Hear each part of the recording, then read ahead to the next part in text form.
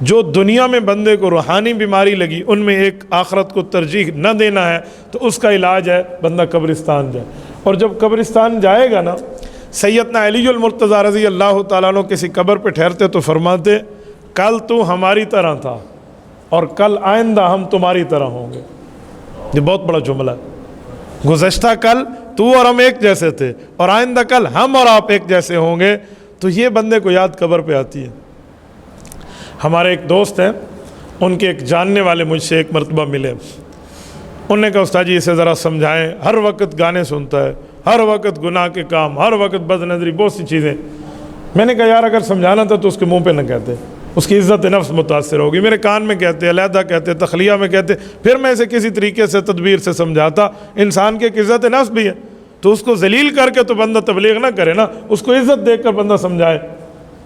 بہرحال میں نے ان کو سمجھایا، لیکن مجھے نہیں لگا کہ اس پر کوئی فرق آئے گا۔ میں فیس ریڈنگ اس کی کر رہا تھا، تو میں نے اس کے دوست کو کہا کہ اب سمجھانے سے کام گزر گیا ہے، اللہ نہ کرے کوئی فوت ہو گیا نا، اسے جنازے میں بھی لے جانا اور تدفین میں بھی ساتھ رکھنا، صرف جنازہ پڑھ کے واپس نہ آنا، تدفین تک لے جانا، تاکہ یہ قبر میں دفن ہونے کے معاملہ بھی دیکھے اور وہاں اوپر مٹی ڈالنا بھی دیکھے، اس کے بعد دعا اور یہ پوری جو وہاں بیان ہوگا اور ماحول ہوگا، شاید اس سے یہ اثر لے۔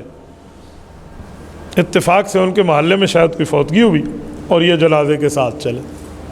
جب جنازہ پڑھ کے واپس آنے لگے تو اس نے کہا چلیں، اس نے کہا یار حدیث پاک ہے، اللہ کے رسول صلی اللہ علیہ وسلم نے فرمایا ہے، اور واقعی یہ صحیح حدیث ہے، فرمایا 2 قرات ثواب اسے ملتا ہے جو آدمی جنازہ بھی پڑھے اور تدفین تک بھی ساتھ جائے، اور جو جنازہ پڑھ کے واپس آ جائے اسے 1 قرات کا ثواب مل جائے۔ قرات کتنا ہے؟ احد پہاڑ جتنا، یعنی 2 پہاڑ احد کے اللہ کے راستے میں صدقہ کرنے سونے جتنا ثواب آپ کو ملے گا اگر آپ جنازہ بھی مسلمان بھائی کا پڑھیں اور تدفین میں بھی ساتھ جائیں۔ اس نے کہا اچھا، تو ظاہری بات ہے اب جنازے کے ماحول میں تو بندے نے کیا اپنی خواہش رکھنے کا، جی ٹھیک ہے چلتے ہیں۔ اس نے یقین مانے وہ تدفین دیکھی، بندے کو قبر میں اترتے دیکھا اور اس کے بعد مٹی ڈالتے دیکھا۔ قرآن کریم کی آیت پڑھتے ہیں نا، سورۃ نمبر 20 سورۃ طٰہٰ آیت نمبر 55، منہا خلقناکم وفیہا نعیدکم ومنہا نخرجکم تارۃ اخری۔ یہ جو ہم 3 وہ پھینکتے ہیں مٹی کی مد، تو اس پر ہم یہ پڑھتے ہیں، پہلے کا ترجمہ کیا ہے؟ منہا خلقناکم، اسی مٹی سے اللہ فرماتے ہیں میں نے تمہیں پیدا کیا، وفیہا نعیدکم، اسی میں ہم تمہیں لوٹائیں گے، ومنہا نخرجکم تارۃ اخری، اسی سے ہی تمہیں دوبارہ کھڑا کریں گے۔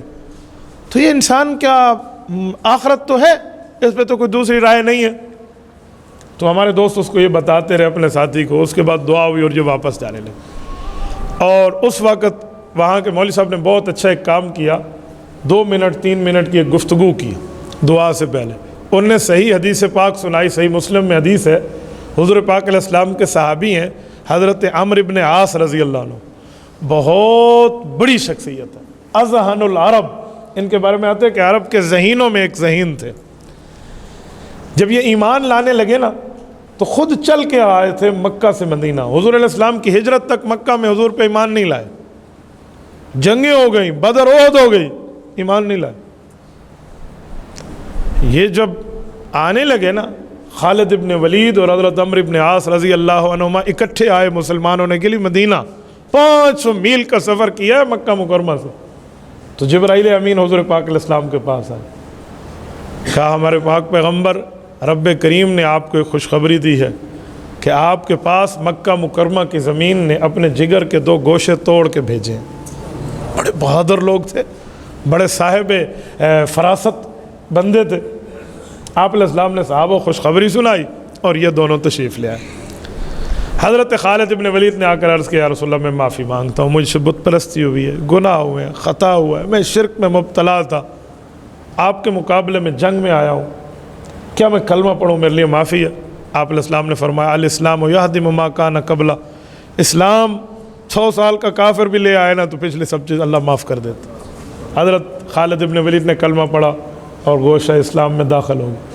جب حضرت عمرو ابن عاص کی باری آئی نا، یہ کہتے ہیں میں نے دل میں سوچا تھا، کیا لوگ تھے، کیا ذہانت دی رب نے، کہ میں نے دل میں سوچا کہ اللہ معاف کریں گے، لیکن اگر آج میں رسول اللہ سے وعدہ لے لوں کہ ایمان تو لا رہا ہوں، گناہ میں نہیں کروں گا آج کے بعد، پچھلے گناہوں کی معافی کا وعدہ اللہ سے آپ مجھے لے کر کرائیں گے۔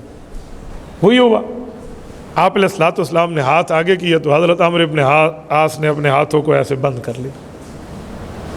حضور نے فرمایا مالک یا عمر، کیا ہوا؟ کلمہ پڑھنے کے لیے بیعت ہو رہی ہے نا، ہاتھ. کہا نا اشترط، ایک شرط ہے رسالت مآب کے ساتھ. حضور نے فرمایا ماذا تشترط، کیا شرط؟ کہا شرط یہ ہے کہ گناہ گار بہت ہوں، غلطیاں کی ہیں، ایمان اس لیے لا رہا ہوں کہ آخرت کی زندگی برباد نہ ہو جائے، دنیا تو جیسے گزری. تو آپ کے رب کا وعدہ ہے کہ اللہ جنت دے گا تو بندہ خوش و خرم رہے گا، اللہ جہنم سے بچائے گا. کہا جی ہاں.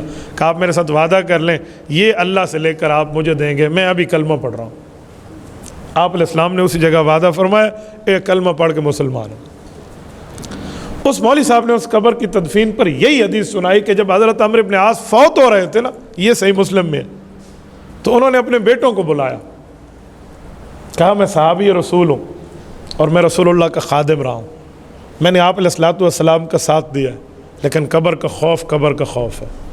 ایک کام کرنا میرے بیٹوں، جب میں قبر میں دفن ہو جاؤں نا، میری مٹی پر تھوڑا سا پانی ڈالتے وقت تم بیٹھے رہنا، اور اتنا ٹائم بیٹھ کر میرے اوپر قرآن کریم پڑھنا کہ اونٹ ذبح ہو کے تقسیم ہو جائے. اتنا ٹائم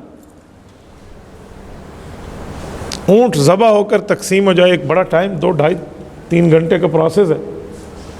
کہا جی ٹھیک. ایک بیٹے نے پوچھا ابو جان آپ اتنے بڑے صحابی، اتنا بڑا درجہ آپ کا، یہ جو آپ نصیحت فرما رہے ہیں اس کی کوئی لاجک بھی ہے، کوئی وجہ بھی ہے؟ فرمایا جی ہاں. کہ رب کے فرشتے آئیں گے مجھ سے گفتگو کر لیں، تمہارا اوپر بیٹھا اور ایصال ثواب کرتے رہنا مجھے طاقت اور امید دے گا جا کے میں ان کے سوال کا جواب دے سکوں. حتیٰ استأنس بکم، صحیح مسلم میں امام مسلم روایت لائیں، بیٹھے رہنا. اسی لیے حکم ہے کہ بندہ سورۃ بقرہ پڑھے. بھائی عبدالسبحان کو اللہ جزائے خیر دے، ان کے والد محترم کا انتقال پہ میں نے ان تینوں بیٹوں کو کہا تھا، میں نے کہا تم حافظ ہو، خوش قسمت ہو، تمہارے والد دنیا سے گئے ہیں تو 3 بیٹے قرآن کریم کے حافظ ہیں. تم بیٹھ کر سورۃ بقرہ پوری پڑھنا، اٹھنا نہیں.